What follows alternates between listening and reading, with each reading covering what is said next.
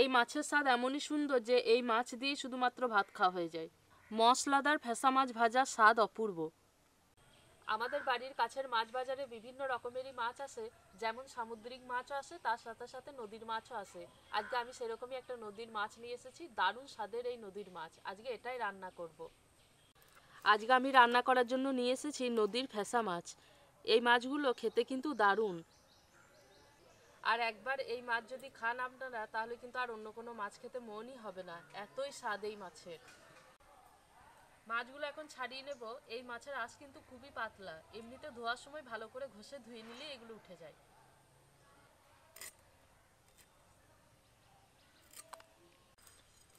মাছটাকে একটু ঘষে নিয়েছি, আঁশগুলো উঠে গেছে। এবার এই যে মুখের দিকটা একটু টেনে এটাকে ছাড়িয়ে নেব, তাহলেই কিন্তু ভিতরে নাড়ি ভুড়ি আর পাখনাটাও কেটে যাবে।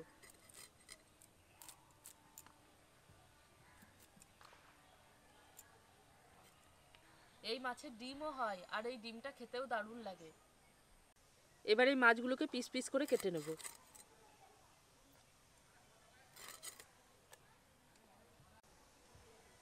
এই মাছগুলো এবার আমি কেটে নেব।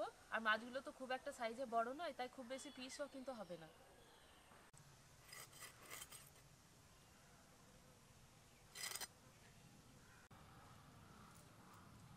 মাছগুলো সব ছাড়িয়ে নিয়েছি, এবার মাছগুলোকে ভালো করে ধুয়ে নিয়ে রান্নার কাছে চলে আসবো। আর এই ফেসা মাছগুলোকে ভালো করে ধুয়ে নিয়ে চলে এসেছি। এই মাছের আমি দুটো রান্না করব। এই মাছ যেভাবেই রান্না করা হোক না কেন, খেতে কিন্তু দারুণ লাগে। মাছগুলো তো এখন মশলা দিয়ে মেখে নেব। মাছগুলোকে আমি দুই ভাগে ভাগ করে নিয়েছি। এই দিকটা আমি ঝাল বানাবো, আর এই দিকটা আমি ভাজা ভাজা করব। এই মাছের মধ্যে দিয়ে দেবো পরিমাণ মতো লবণ আর হলুদ গুঁড়ো দেব।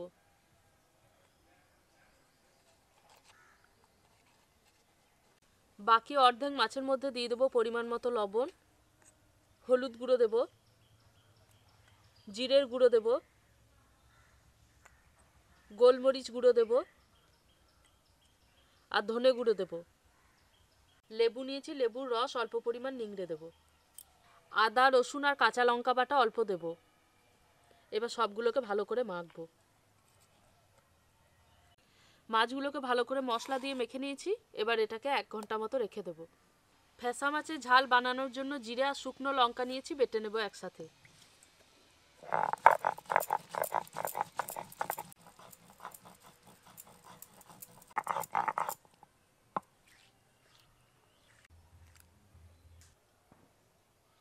তেলটাকে ভালো করে গরম করে নেব। এবার এই মাছগুলো আমি ভেজে নেব।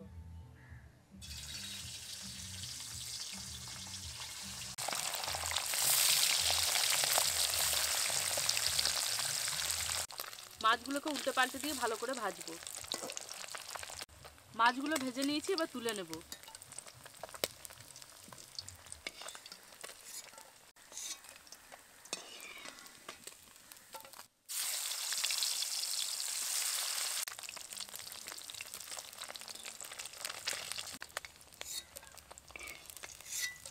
প্রথমে আমি আলু দিয়ে ফেসা মাছের কারিটা বানিয়ে নেব। তেল বেশ অনেকটাই কমিয়ে নিয়েছি, অল্প তেলের মধ্যে ফোড়ন দেব। তেলের মধ্যে দিয়ে দেবো কালো জিরে আর দেবো পেঁয়াজ কুচি।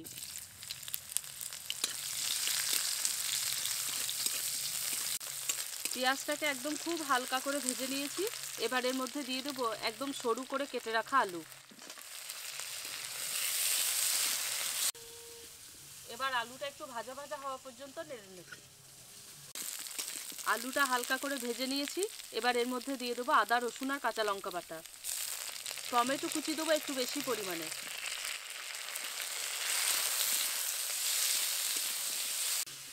আমি কিন্তু এই রান্নাটা একেবারে করে নিচ্ছি। আলুগুলোকে আলাদা করে ভেজে তুলিনি, তবে কিন্তু আলুগুলোকে আলাদা করে ভেজে তুলে রেখে তারপরে দিলেও হবে। সমস্ত কিছুকে ভালো করে কিছুক্ষণ নেড়ে নিয়েছি। টমেটোটাও গলতে শুরু করেছে। এবার এর মধ্যে দিয়ে দেবো স্বাদ মতো লবণ, হলুদ গুঁড়ো দেবো, জিরে আর শুকনো লঙ্কা বাটা দিয়ে দেবো।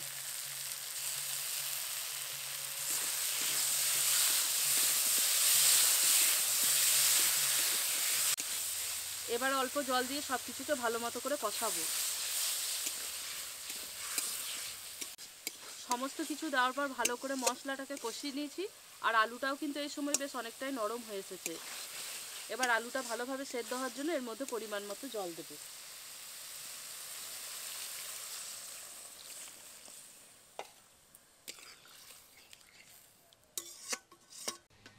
এবার একটা চাপা দিয়ে আলুটা ভালো মতো সেদ্ধ হতে দেবো।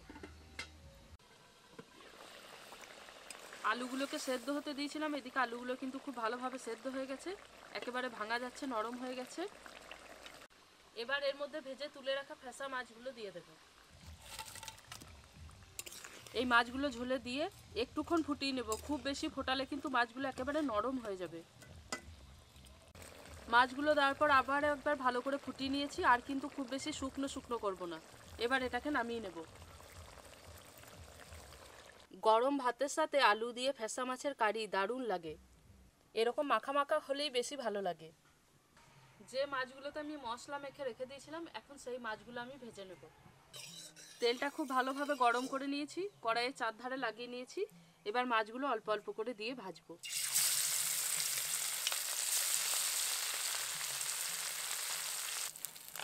এই মাছগুলো কিন্তু অল্প তাপে একটু সময় নিয়ে ভাজবো, আর একটু কড়া কড়া করে ভাজবো।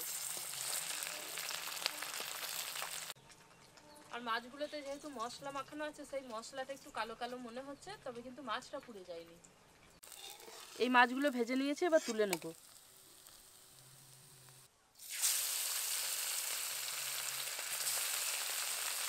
এই মাছগুলো ভাজা হয়ে এসেছে, এবার তুলে নেব। নদীর ফ্যাসা মাছ দিয়ে আজকে দুটো রান্না করলাম। একটা হচ্ছে মশলাদার ফ্যাসা মাছ ভাজা, আর তার সাথে হচ্ছে আলু দিয়ে ফ্যাসা মাছের কারি। দুটো রান্নাই কিন্তু গরম গরম খেতে অপূর্ব লাগে। আজকের রান্নাটা কেমন লাগলো জানাবেন। আজকের ভিডিওটা এখানেই শেষ করছি, দেখা হচ্ছে পরের ভিডিওতে নতুন রেসিপির সাথে। সবাই খুব ভালো থাকবেন, সুস্থ থাকবেন। আর আপনারাও যদি নদীর মাছ পেয়ে থাকেন, তাহলে এভাবে একবার রান্না করে দেখতে পারেন। অপূর্ব স্বাদ এই মাছের।